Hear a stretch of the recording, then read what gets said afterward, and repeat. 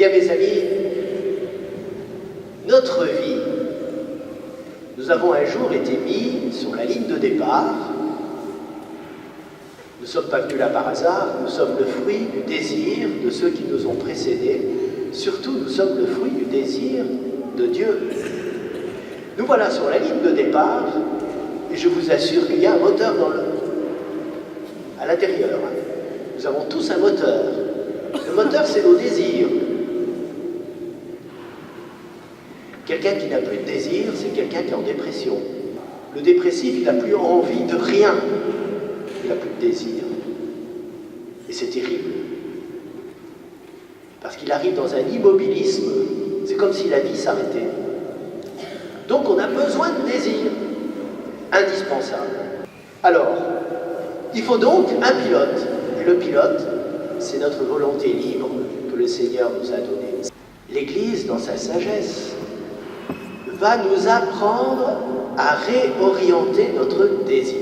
Désir vers ce qui est le désir profond, qui est en nous, qui a été mis en nous avant même que nous en prenions conscience. C'est le désir de bonheur. C'est une façon humaine de traduire ce désir beaucoup plus profond qui est en fait le désir de Dieu. Tout le monde porte en soi le désir de Dieu, mais seulement il ne le reconnaît pas, il ne sait pas que c'est le désir de Dieu. Il a envie d'être heureux, mais il ne sait pas que c'est Dieu qui va le rendre heureux. Dieu va nous donner un bonheur extraordinaire parce qu'il va nous combler, il va combler tout ce qu'il y a comme désir en nous. Et comme il a remis le pilotage de notre vie à notre liberté, il faut qu'on apprenne à distinguer les désirs, à discerner ceux qui vont nous conduire vers Dieu, ceux qui ne vont pas nous conduire vers lui. Et dans sa pédagogie, le Seigneur, à travers sa révélation, il va peu à peu éduquer le désir de ceux qu'il a appelés. Il a bien fait ça. Donc pendant toute l'ancienne alliance, il va orienter le désir des croyants de la première alliance vers le Messie. Celui qui doit les libérer, celui qui doit restaurer la royauté de David. Seulement ce désir, il a aussi besoin d'être purifié petit à petit, mais ça va être le moteur de la première alliance. Une autre femme qui a été habitée par un ardent désir et qui nous a mérité la venue de Jésus, c'est Marie. C'est Marie. Nous, dans la nouvelle alliance, on pourrait se dire, ben oui, Jésus, tout est accompli, il le dit lui-même sur la croix, tout est accompli. Oui, tout est accompli dans le principe, mais maintenant, il faut que nous tous, nous entrions dans cet accomplissement qui a été réalisé par le Christ. Et c'est là où l'exercice de notre liberté est capital.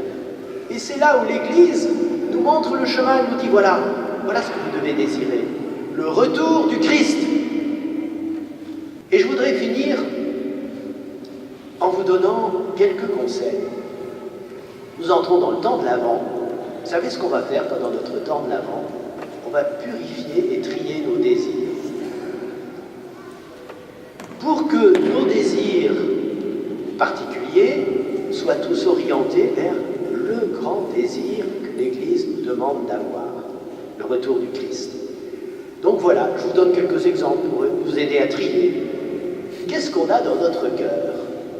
Des désirs de reconnaissance, des désirs de gloire, des désirs de vie tranquille, de richesse, de pouvoir, de grandeur, de luxe. Tout ça, ça existe en nous, plus ou moins.